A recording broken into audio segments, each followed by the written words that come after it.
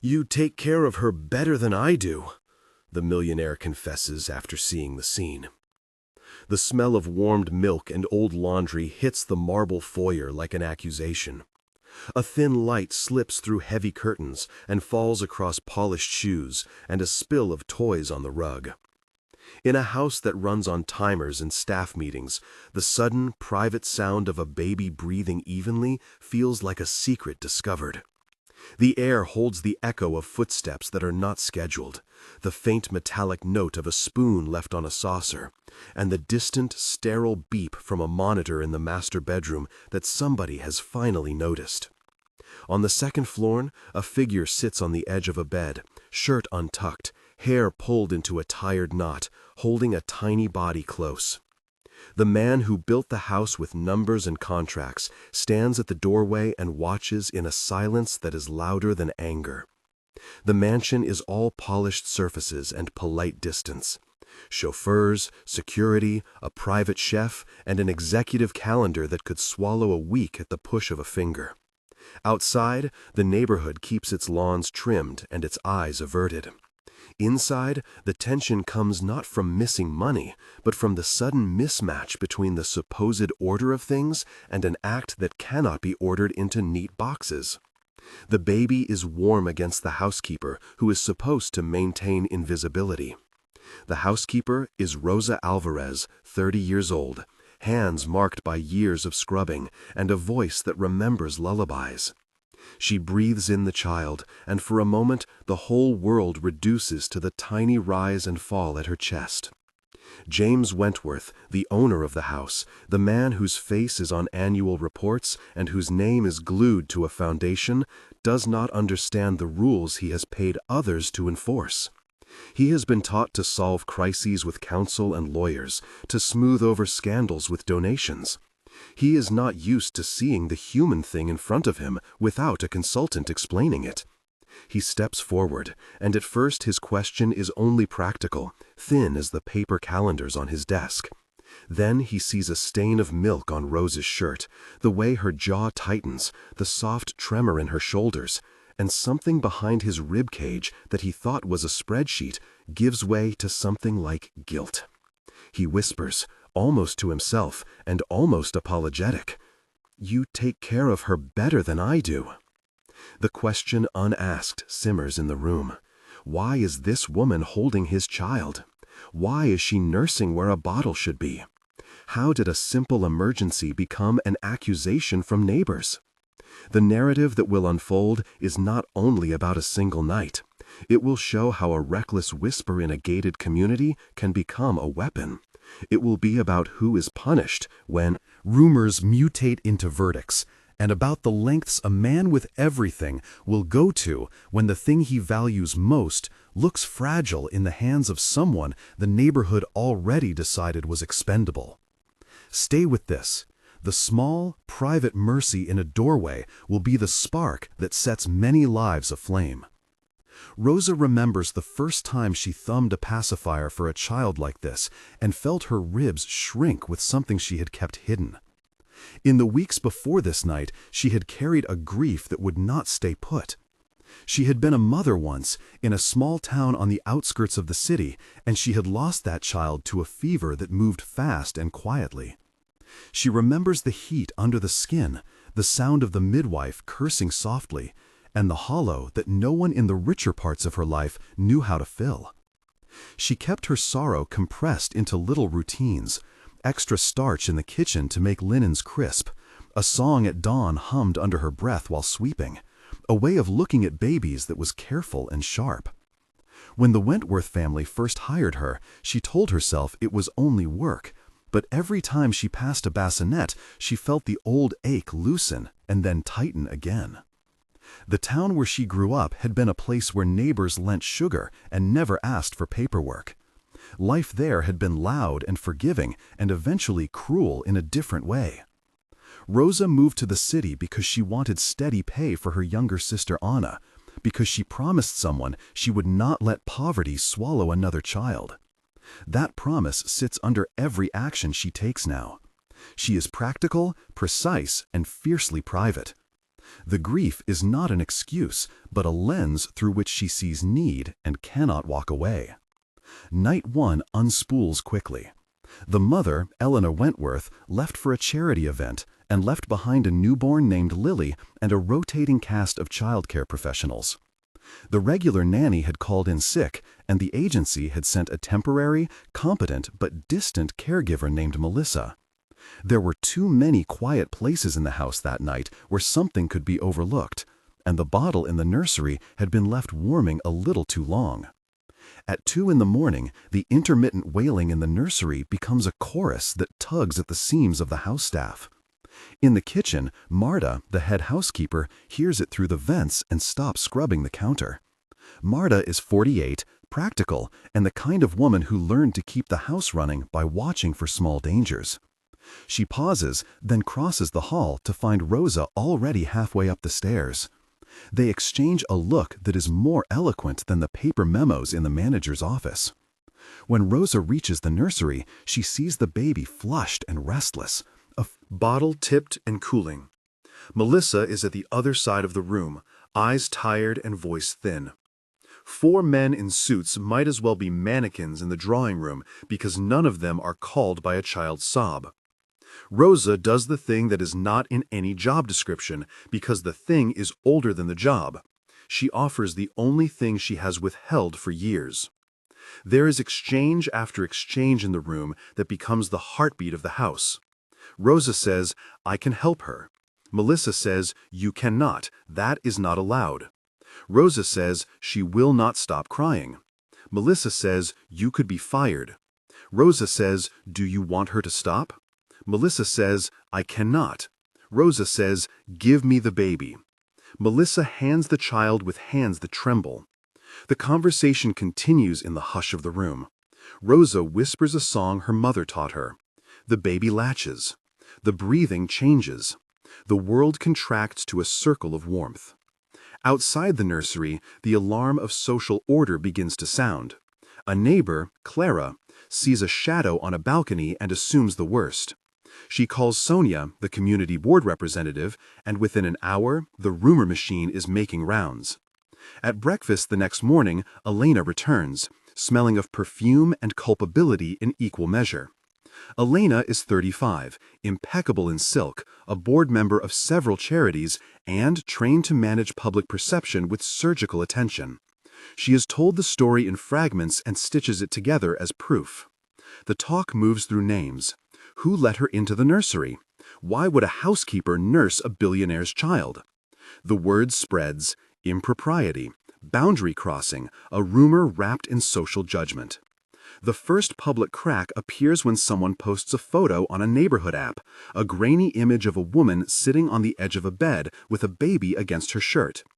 People who had never used the app before join the thread and add commentary that reads like verdict.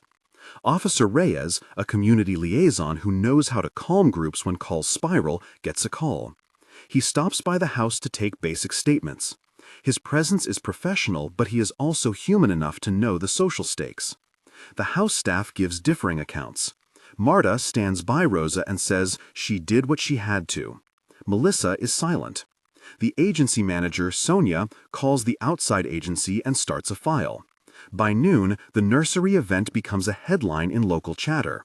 An act of compassion becomes a scandal. The first domino falls on Rosa. She is called into the manager's office and told in a voice designed to be careful and legal that she is being placed on immediate leave pending a review. The language is crisp and the guilt is loud. James hears the bullet points like a shareholder report, not a human plea. He expects his staff to act like engines and not sources of news.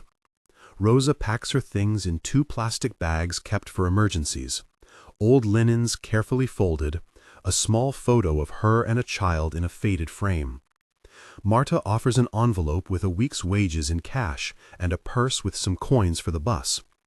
The assistant who escorts her, a young man named Marcos, looks away when the car rolls into the street. The word at the gate is simple and merciless. Demotion is not part of the vocabulary for those who clean the silver. Termination is. The day Rosa leaves, she walks past rooms she polished, past framed diplomas that seem to watch her, and she thinks of the first lullaby she learned, the one that smelled of cornmeal and the river. The humiliation is sharp. The neighborhood buzzes with versions of what happened, each one more certain than the last. Clara tells her friend Teresa at the country club that rules are rules. Teresa nods like the law is binary. Marta's face is a map of worry. Rosa boards a bus with her small bundle and the thin hope that she will find shelter at a shelter or at the home of Anna, her sister. The house that once felt like a place she could keep tidy now feels like a place that erased her.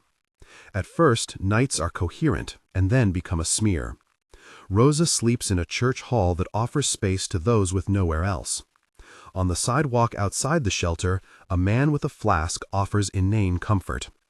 The baby she had held in her arms that night is now in the middle of a trial by gossip, and the house that produced the rumor refuses to offer any substantive support. Meanwhile, Lily, the baby, develops a cough that is more than a cough. In the small hours, her chest rattles like a box of loose screws. The temporary nanny is new to infants and misses the warning signs. Elena is still at events, juggling reputations and speeches.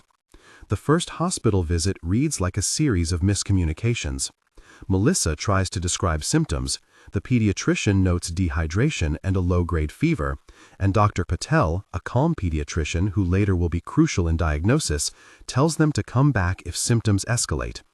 The medical language is clinical and precise, but the stakes are human.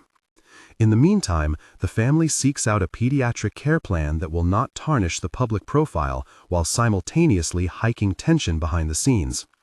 Attempts to place Lily in temporary care fail.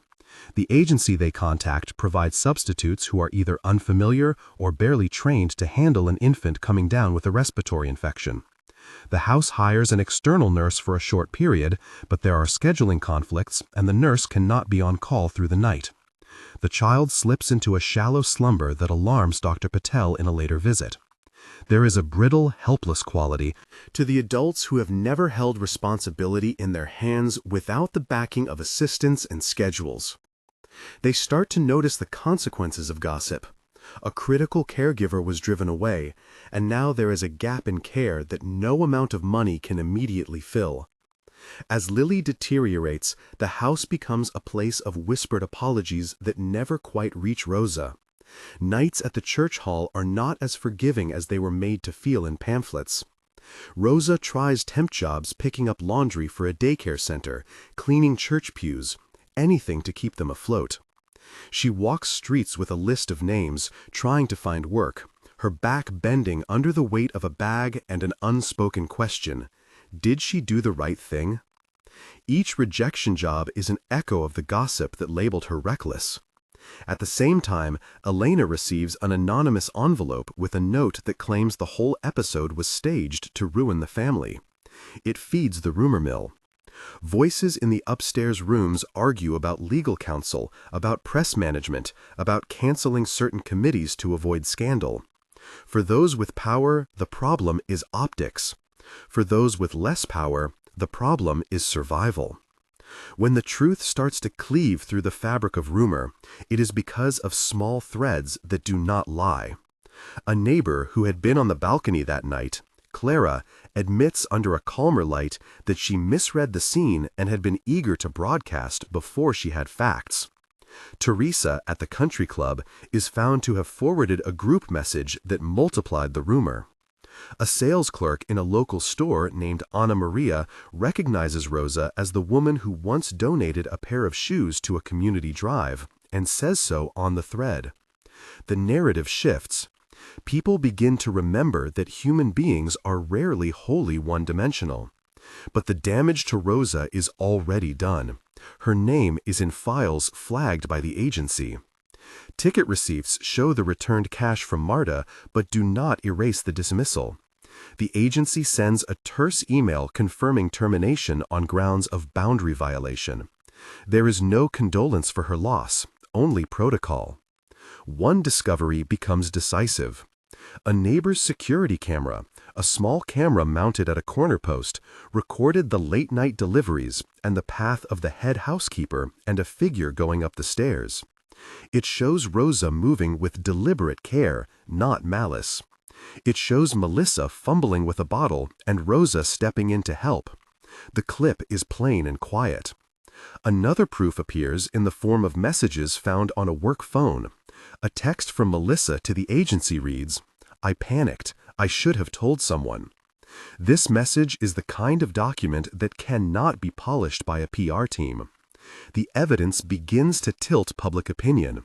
The board at the foundation calls an emergency meeting. James sits in a high-backed chair and feels the tilt of a life that always repairs itself, suddenly threatened by something personal and unquantifiable. It is at this point that guilt changes shape in James. He had been trained to delegate humanity to others. He had not realized the way his indifference had real consequences until he watched the quiet footage and saw a woman cradle his child as if she were saving a piece of herself. He calls Marta into his office. The exchange that follows in that room is long and precise. Marta says, "I stood by her because she did what was right."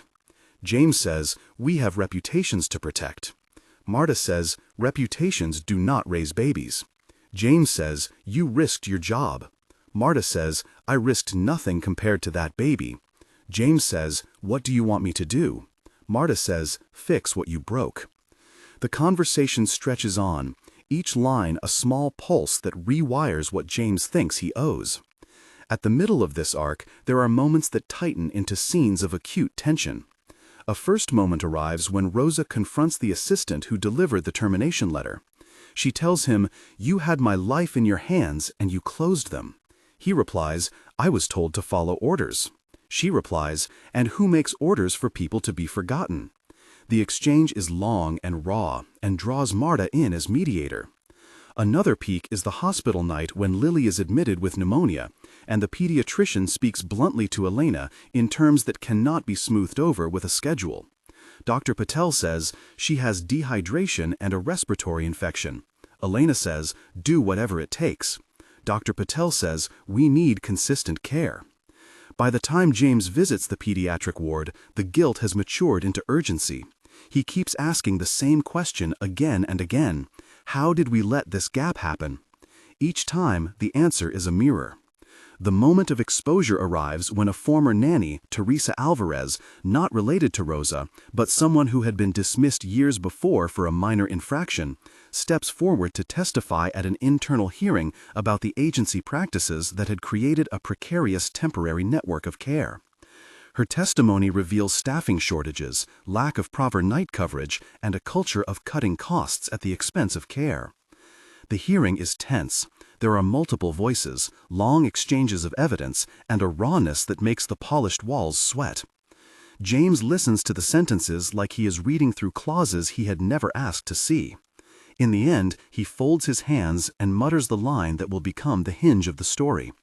"You take care of her better than I do," he says, and the confession is both private and a public pivot. In that sentence, he acknowledges that money and title did not prepare him for the simple moral motion of choosing what to protect. The search begins in earnest when Rosa, driven by a need that is both maternal and moral, decides she cannot sit idle while a child she once nursed becomes a casualty of slander. She enlists help. Pastor Miguel, who runs the church shelter where Rosa slept, pulls in volunteers. Ana, her sister, who used to work nights as a seamstress, calls every friend in a book of favors. Officer Reyes helps by checking welfare calls in districts he patrols, asking about any sightings or calls for help.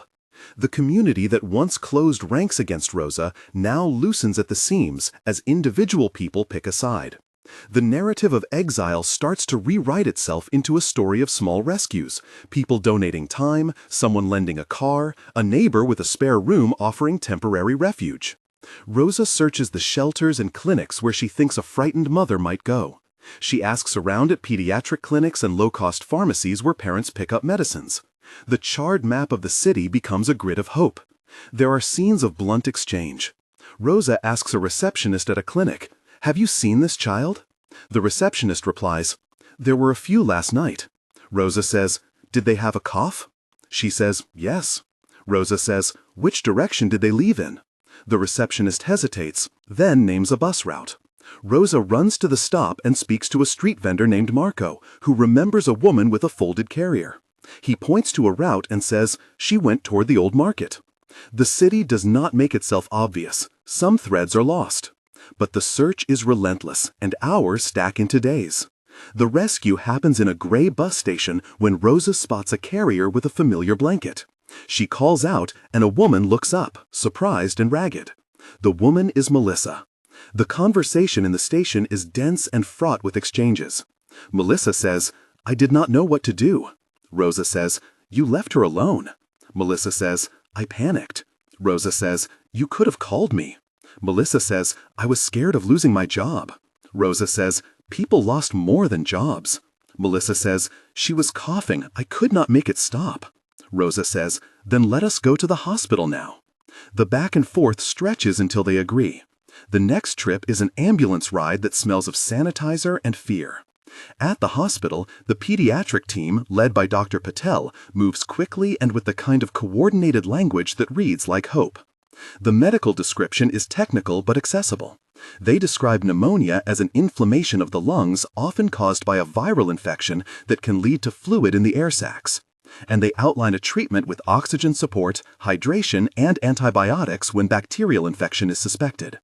Nurses monitor oxygen saturation with a pulse oximeter, place an IV line for fluids, and administer nebulized bronchodilators to ease constricted airways. The explanation calms sobbing because it maps the path forward. Medical procedures are performed with steady hands, and the sound of machines becomes a rhythm of repair. The tension of the hospital night is one of the deeper beats of the story. There are multiple exchanges with hospital staff, with James arriving late and then staying until dawn, his suits wrinkled, eyes hollow. He speaks with Dr. Patel and hears the clinical report that had already been given to a worried mother. Dehydration, respiratory distress, the vulnerable state of infants. He says, "I will pay for anything." Dr. Patel replies, "Money does not substitute for presence and consistent care." The admission shakes James. It reveals the emptiness of his social defenses. He begins to ask Marta and Rosa questions he should have asked earlier, and they answer in a chorus that tells him more about the lives he has managed than any audit. The moral weight on him increases, and the scene crescendos when he walks into the small room where the child, now wrapped in quieter, sleeps against a stranger who had once been dismissed. Reconciliation does not arrive in a single scene, but in a series of small concessions and practical steps that show a man learning to make amends with more than money. James calls the agency and demands a full review. There are long conversations with lawyers and an internal committee where voices trade dense facts. He also asks to speak to Rosa privately. Their talk is long and at times jagged. Rosa says, "You had the power to keep me." James says, "I did not know what I was losing." Rosa says, "People like me do not have room for errors." James says, "I have to learn how to be present." Rosa says, "Actions speak." The exchange continues until he offers more than a salary increase. He proposes immediate rehiring, full benefits, paid time off, and a letter that will state he was wrong to fire her without seeing evidence. He insists the agency be investigated for negligent practices. Rosa is cautious. Forgiveness does not mean erasing pain. She listens and sets conditions: a public acknowledgement and commitments to fund a community clinic and to ensure night staff are properly trained. The agreement is not a cinematic redemption, but a negotiated step toward repair. Legal steps follow. The agency faces internal censure. Officer Reyes files a procedural complaint about staff practices. The Social Services Department assigns an assistant social worker, Ana Silva, to review the case and the home environment. She conducts an evaluation, documents concerns about understaffing, and makes recommendations for mandatory in-home training, night coverage plans, and a fund to support emergency childcare. The documents are clear and carry weight. There is a sense that the institutional machinery can change when people decide to wield it. At the same time, smaller acts of restitution are meaningful.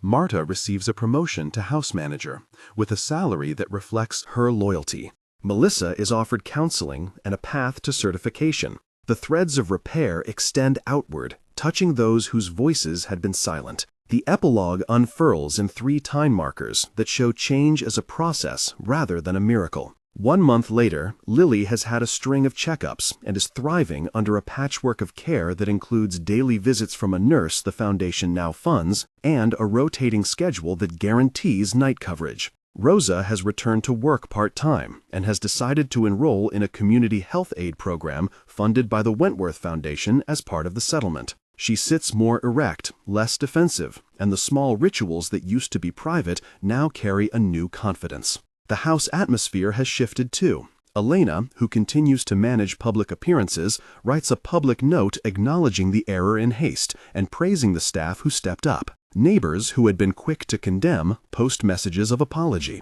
Not all voices change, some stay bitter, but the overall tone mellows. The community agrees to host a fund drive for the clinic, recommended by the social worker. Numbers matter, and the first checks are modest, but they begin a process. 3 months later, the foundation releases a formal report and commits funds toward pediatric training and an emergency childcare endowment for the neighborhood. The agency that placed caregivers undergoes restructuring, with oversight by an independent board that includes a worker representative. Rosa has completed half of the health aid training and is now teaching a basic infant care class at the community center that once provided her shelter. The class is small and the chairs are second-hand, but the sound is full of laughter and practical language. James attends one session quietly and helps set up chairs. He sits in the back, learning to listen without lecturing. The public narrative begins to shift from scandal to an instructive case study in how power can be used to repair harm. There are still uncomfortable moments, like seeing a comment in a feed that attempts to minimize the suffering,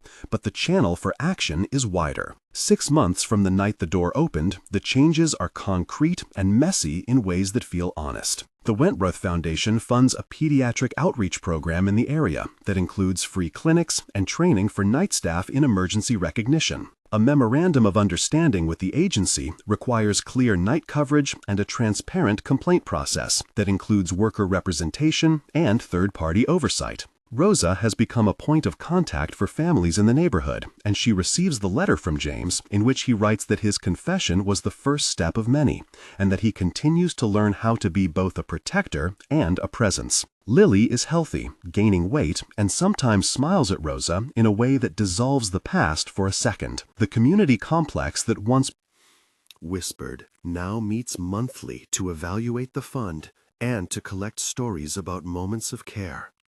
The change is not total, but it is real. People are learning to prioritize presence as much as protocol. Throughout these months, there are moments of accentuated tension that remain as reminders. A press outlet tries to sensationalize the story and spins a headline that reduces a long arc to a single picture. Another neighbor insists the foundation is buying absolution. Rosa sometimes receives messages reminding her of the night she lost everything, and those notes leave small scars. But the deliberate work of individuals and institutions begins to outpace noise. The policy recommendations from the social worker lead to a pilot program that is being evaluated by the public health department. The language of care becomes part of board meetings. Births in the community now include a standard brief for greenhouse training for night staff. The dialogue throughout this narrative has been thick because the human details matter. There were long scenes of conversation in the nursery before the firing, where the voice textures of Melissa, Marta, James, Elena, and Rosa collided. There were heated exchanges as the neighborhood responded. There were quiet, honest confessions in offices and church halls. There were formal words in meetings and informal, needy language in the corridor of a hospital. Each scene included sensory anchors: the smell of milk, the coolness of hospital sheets, the coarse fabric of Rosa's jacket, the metallic chime of a monitor, the bitter heat of coffee poured out of habit in a staff room, the soft padding of shoes on a carpeted stair. These details kept the story grounded and made the choices consequential. A procedural note clarifies how certain steps were carried out so readers understand the legitimacy of the interventions. When Lily was admitted, the medical team performed a pulse oximetry assessment, noting oxygen saturation dropping below safe thresholds. They initiated oxygen therapy and intravenous fluids to counter dehydration. A chest X-ray was taken to rule out lobar consolidation. Blood tests checked for infection markers, and a nasopharyngeal swab screened for common respiratory viruses. The social services evaluation followed standard protocol that includes home environment assessment, verification of caregiver schedules, and interviews with staff. Recommendations were compiled into a report that included an action plan for mandated training and emergency funding to guarantee overnight professional presence. These steps were documented and submitted to the relevant oversight bodies and to the Foundation Board. At the point where viewers would feel the weight of everything that had happened, a comment prompt appears naturally. Pause and imagine, if you were in Rosa's place or James's, would you have spoken up when you saw a rumor spread about someone who had done a small mercy? Would you risk your livelihood to help a child whose parents were not present? If you want to share, begin your comment with, "I would do this," and say why. Your reflections help us understand how communities can work and guide future episodes. Please be respectful and specific. Your comments matter and can influence real decisions. As for channel support, if this story moved you, consider subscribing. We document stories like this to show the human complexity behind headlines and to hold institutions accountable. Click the subscribe button and ring the notification bell to follow cases where people choose repair over erasure. We publish weekly episodes where experts, social workers, and the people at the center of stories explain the systems that shape these lives. There are other modest calls to action worth sharing. If you want to see more stories of accountability and community repair, subscribe and follow our social channels. If you want to support pediatric clinics in your area, check out the links in the description for verified nonprofits doing frontline work. The final reflection returns to the image that started this chain.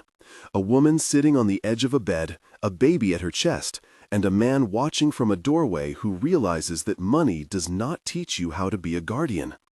The result of this small, merciful act was not simply a viral headline or a lawsuit.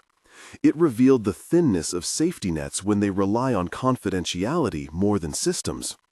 It revealed how gossip can carve a life from someone who needed protection, and how institutions can mend that life if they choose to act. The scandal ended not with a single heroic gesture, but with a sequence of commitments, training programs, new policies, and, most importantly, people choosing to be present. What began as a night of improvised care finished as a lesson. Being wealthy does not make you immune from neglect, and being poor does not make your acts less worthy. The confession, "You take care of her better than I do," echoes not as blame, but as a promise to learn. The real question now is whether we, as a community, will keep listening when the quiet acts happen in back rooms, in church halls, and in the hands of people who are often unnoticed. Will we create systems that value presence as much as protocol? If this story moved you, share it with someone who believes that compassion should never be punished and that real change is built by steady hands and honest confessions. If this story moved you, leave a like and subscribe to the channel.